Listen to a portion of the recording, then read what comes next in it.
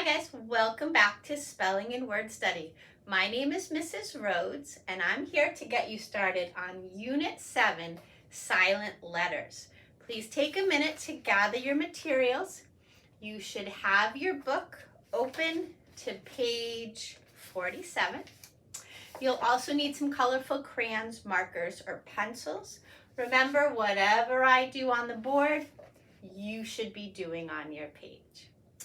All right, so for 6 weeks now, we have been talking about short vowels, right? We learned that there are 5 vowels, A, E, I, O, and U, and they have 5 short vowel sounds, A, I, A. For the first several weeks, we practiced short vowel words that had blends at the end. Then last week we learned about something called a digraph. We found out that when C and K come together at the end of a word, they're going to make one sound, which is K. This week we are still going to be looking at short vowels and we're going to find some CK words, but we're going to move on to a new concept, and that is silent letters. You will notice that in this list, there will be a letter in every word that doesn't talk. It is silent, okay? And that silent letter is always paired up with another letter. So we're gonna really zoom in on those letter pairs to figure out which one does the talking and which one stays silent. I also want you to notice the placement of these silent letters. Sometimes they show up at the beginning of a word, and sometimes they show up at the end. All right, so let's get started by reading our words. Please repeat after me.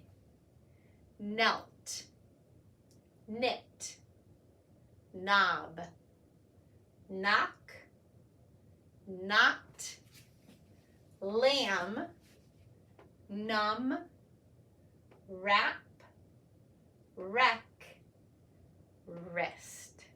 Okay, notice we've got all our short vowels in there, A, E, I, O, and U, but now we've added some silent letters. So the first letter combination that I want to talk about is the K-N in knelt. Please draw a box around the K-N. Notice that when those two letters come together, the K first and then the N, the K is going to be silent. The N will do all the talking. Knelt. Okay? We see that again in the word knit. The K is silent.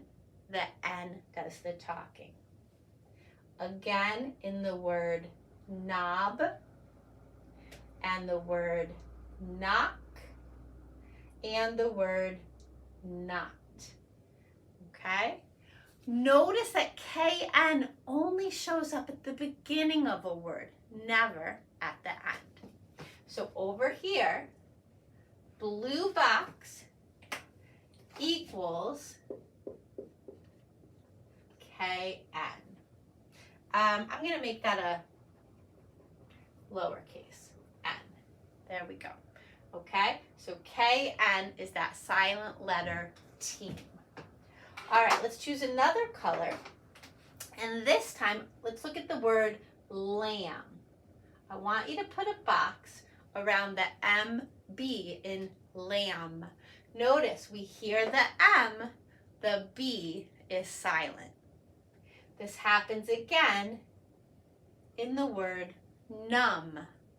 We hear the M, the B is silent. So purple box equals MB.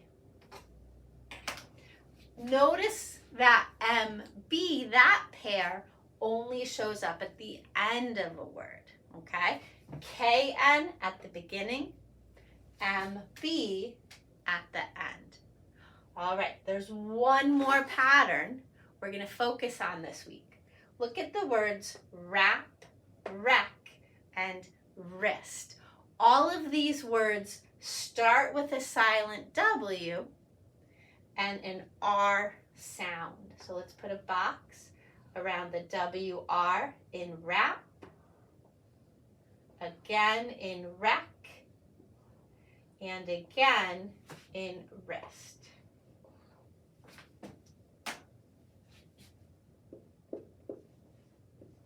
All right. WR only shows up at the beginning, okay? K, silent at the beginning. B, silent at the end. W, silent at the beginning. Pretty cool, huh?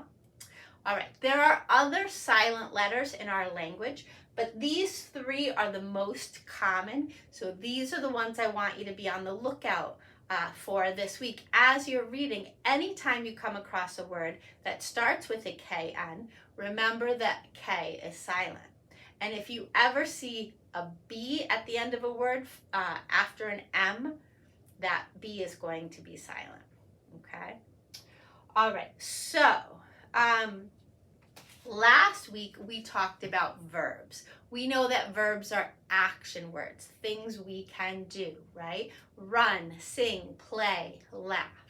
So just like last week, we're going to go through our list and we're going to put a V for verb next to our action words. So for instance, knelt. Well, that's the past tense of kneel. Now I kneel. Yesterday I knelt. So that's a verb. So let's put a V next to it. It's something we do. Knit. That's something we do with knitting needles, right? We can use yarn to knit a hat or a scarf or a sweater. So that is a verb. Knob, that's a thing, right, that you hold. You turn a knob, but you can't knob. Knock. That's something you can do, right? You can knock on a door. Knot can be a noun or a verb, right? You can get a knot in your shoelaces, but you can also knot something, right? So that's a verb. Lamb is a thing. Numb is a describing word, right? When you lose feeling in your hand, it feels numb. Wrap. That's a verb, right? You wrap gifts. Wreck, that's a verb, right? You wreck the sand castle, right? You build it and then you knock it down, you wreck it. And then wrist, well, that's a body part, so that's not a verb. So it looks like we found 6 verbs this week. So V equals verb.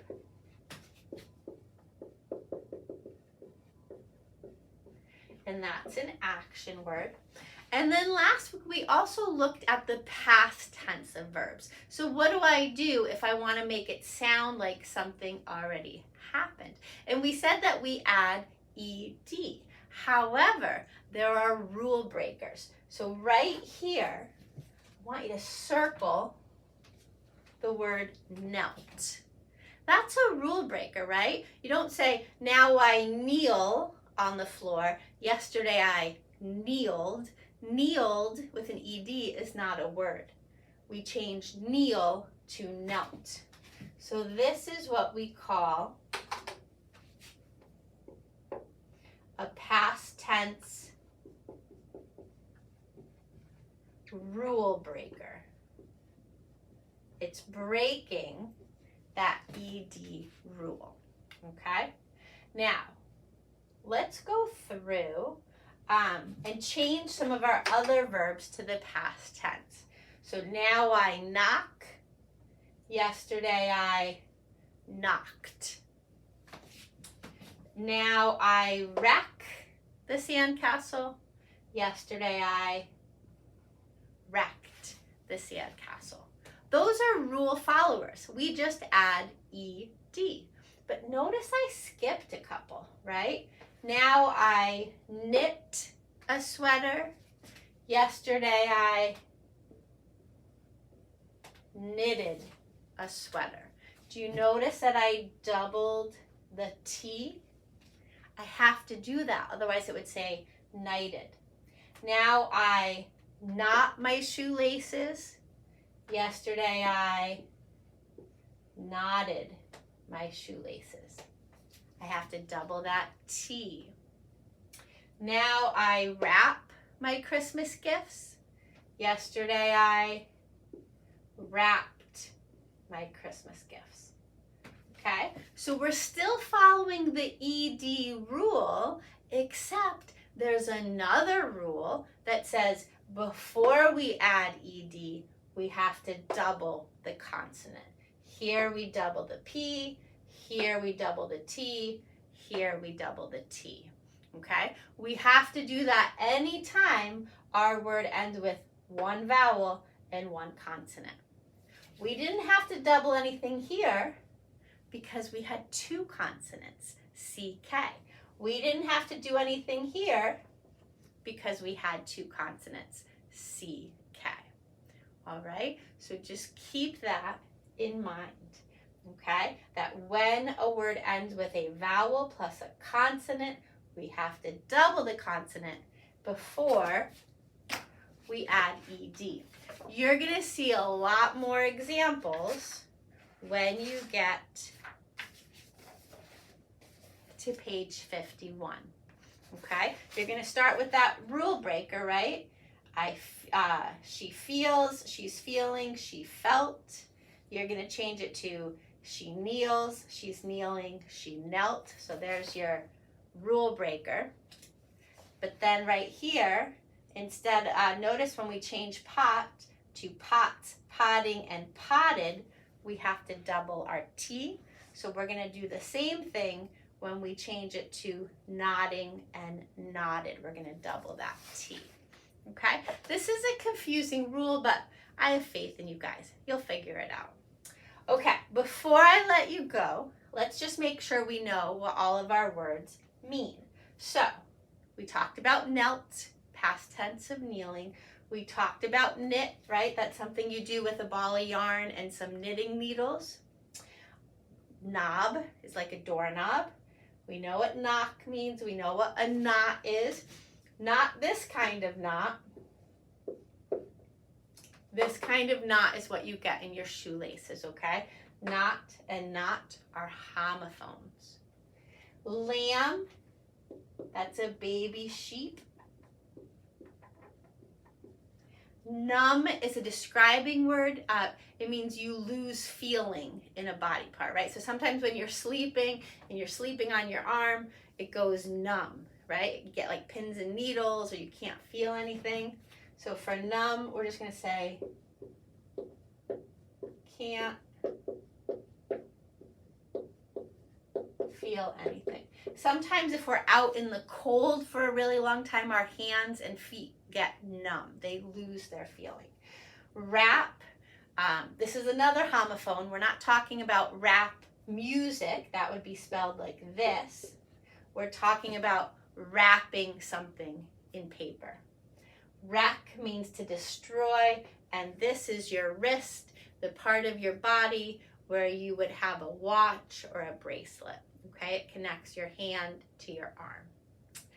All right, that's all I have for you today. Good luck, and I will see you soon.